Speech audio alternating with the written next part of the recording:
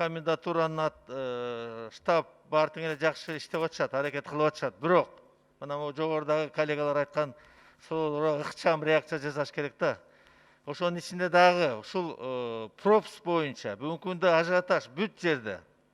Өзгөчө мына медиктер иштеп аткан, экстренный учурда иштеп аткан, шарт иштеп аткан медиктер, жөнөкөй иштеп аткан больницада медиктердин бүгүн кирип чыккан баары проблема болуп атат. Себеби алардын баары тең шаарда пропискасы жок. Алардын баары тең могу пригороддо, тегеректеги айылдарда.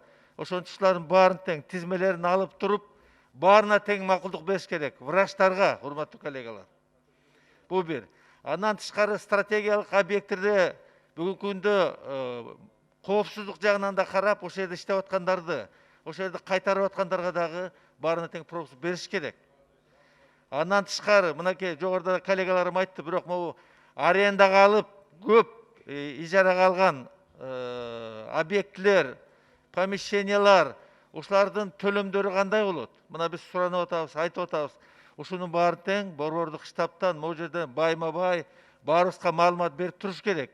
Элге дагы маалымат берип туруш керек. Бүгүнкү күндө бизнесмендер дагы ошол багытта иштеп аткан, тармакта иштеп аткандардын дагы түшүнүк жок. Мындай ыкчам, түшүнүктүү маалымат жок.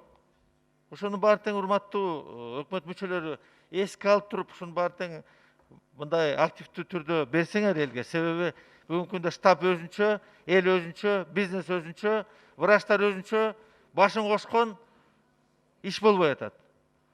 Ошон үчүн ушул маселелерге мындай кунт коюп, жакшылап чечсеңер жакшы болот эле. Рахмат.